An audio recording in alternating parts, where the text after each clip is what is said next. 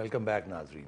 Bill, we were talking about Kargil and then we got distracted. Let's come back to Kargil. Okay. What is it about Kargil that you most remember? Well, did it become a nuclear flashpoint? What else? Well, I never thought it was a nuclear flashpoint. There were people in Washington who worried about that. But what surprised me was how dumb a move it was, to tell you, if I can be blunt, and how, having just started a process called the Lahore process after the Lahore meeting, which I attended. Nawaz Sharif and Mr. Nawaz Vajpayee. Sharif. All of a sudden, they sort of totally turn around and do something just the opposite, which totally undercut the process, and which was at least as dumb a move as I've seen in a while. So that's what I really remember about Kargil.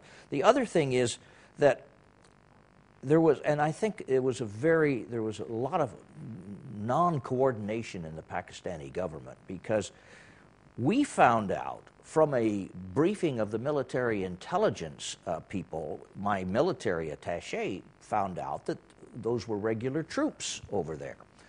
Now, when exactly did you find out? May, March, April, May, June? Because this is very critical. Either April or May. Because Nawaz Sharif says that he didn't know about this till May. Yeah. He says before that he was given to understand it's the Kashmiri Mujahideen. It's only in May that Musharraf briefs him and tells him that some of our Northern Light Infantry people are in there. I think we probably found out about the same time Sharif did, Okay. but I can't give you an exact date.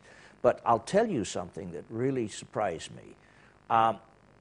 The same day that my attaché had run back and briefed me on this, I went over to see the guy in the foreign ministry who handled Afghanistan, whose name I've forgotten, but who unfortunately was killed in an auto accident a couple of years later. Very nice man. And he started giving me this line about the Mujahideen, and I said, "We just heard from your military that it's the Northern Light Infantry, or whatever That's it's called, you know." And he looked as if I'd kicked him in the stomach. He didn't know. They hadn't even told the foreign ministry, at least at that level. Maybe the foreign secretary knew, but nobody else in the ministry seemed to know. So there was a lot. You're being kind when you say there was lack of coordination. Nawaz says that he was deliberately misinformed and misled. Musharraf says he kept Nawaz in the loop. So this seesaw has been going on since then. I know that, yeah. But your sense is that the military did keep it a bit of a secret. Oh, more than a bit, yes, indeed. At least if the foreign ministry didn't know this. And Bill, you know what you're saying it's a dumb move. Musharraf says that it was the most brilliant move ever. If he hadn't done that, then there would never have been a peace process subsequently. This is Musharraf's point of view. He still maintains this position. Well, I sort of disagree with that. There was a period when I thought very highly of the general, but that certainly I would totally disagree with. Okay, let's come back to Afghanistan. Yeah. I think I again read somewhere that Mr. Karzai called on you at some stage to say, "Hey, give me some money, give me some weapons. I'll launch a bit of a force in Afghanistan against the Taliban." And you said, "Look, this is not on our cards." And then he went around to all the other embassies as well, the Europeans, and nobody, in a sense, gave him any lift. Is this correct? Well, it's correct that he came to us. I can't speak for the other embassies. Nobody ever told me that from another embassy. But in fact, yes, he made the rounds occasionally. So the American policy at that time was no indirect intervention in Afghanistan. Try and get the Pakistanis to persuade the Taliban to deliver. I guess that's accurate. Yeah, we certainly were not in the business of supplying arms for more fighting in Afghanistan. What was the message President Clinton gave Musharraf? About the Taliban? About the Taliban, about what he needed to do to get back to democracy and so on? Well, he said first, I want a roadmap. General Musharraf had set out a roadmap at the beginning of, after his takeover, but we never found out much more than that general statement at the very beginning, 3 years back to democracy, get rid of corruption and so forth. I kept pressing people, including him, on a roadmap. We never really got one, a better one than that. So that was part of it. Part of it was the nuclear arsenal and the CTBT. That pressure was still on. Oh yeah, oh yeah. Well, it was part of the Clinton It was administration's part of the policy. Clinton's administration Yeah. until the very end of the administration, when the Senate threw the treaty out, and then, of course, even I think the last few days of the Clinton administration dropped the idea. And the other thing was terrorism, and particularly the Taliban and their backing of the Taliban and their relationship with the Taliban, and how they should not be supplying them either with advice, technical advice, or weapons and so forth. Did Musharraf send General Mahmood, who was then the head of the ISI, to Afghanistan to try and persuade the Taliban to give up Osama bin Laden at any time in 2000, 2001? Yes, I think he did. Although that was kept a little bit, it was never quite clear how far that got.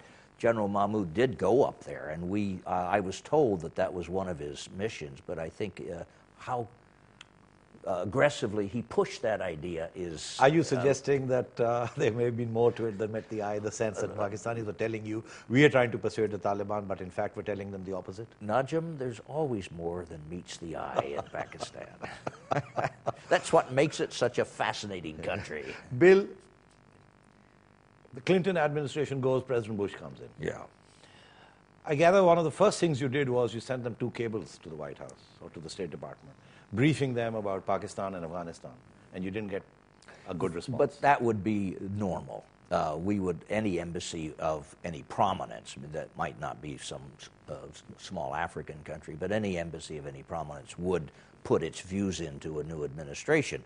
But the views go through the State Department, and the boss in the State Department, if he doesn't agree with them, doesn't send them forward. So, there's... So you weren't surprised you didn't get a response? No, I wasn't surprised, and what's more, I think that I figured out that the Bush administration had other priorities. Apparently it took them 4 months before they even started to discuss Afghanistan and Pakistan. That's what I read, too. I don't know that for And then for I a think, fact. again, I read somewhere or the other that 7 days before 9/11 happened, there was a cabinet meeting in which Pakistan was discussed, and no more, nothing came of it. And then 7 days later, 9/11 happened. So the Bush administration was not focused at all on terrorism and Osama bin Laden or on Pakistan. There were depends on what levels of the Bush administration you talk about. There were people in place in the State Department and in the White House, in the National Security Council, who were focused on it. But I read the same books you do, and I have no way of knowing whether those books are accurate, but it seems as if they didn't pay the attention they should have at that time. So when you left Pakistan, what were your impressions about whether Pakistan under Musharraf? Well, this was before 9/11, and my impressions, I must say that my relationship with General Musharraf, on a personal level, remained very good. But by the time I left, I was quite skeptical that this so-called roadmap for democracy was really meaningful. That they really did. I was convinced that the military meant to keep itself not necessarily in direct power, but in some way, behind the curtain, powerful enough to. Musharraf had told you that he was going to go in for elections. Oh, yeah. In fact, the first elections happened when I was still there, were the local elections, the devolution elections. I was convinced he was going to keep his word on the elections. When he took over, he outlined a 7-point agenda, which was quite a revolutionary agenda. If, in fact, he'd followed through on that, the country would have been very different. Yeah. And a lot of people, including myself, we were all very impressed with that agenda.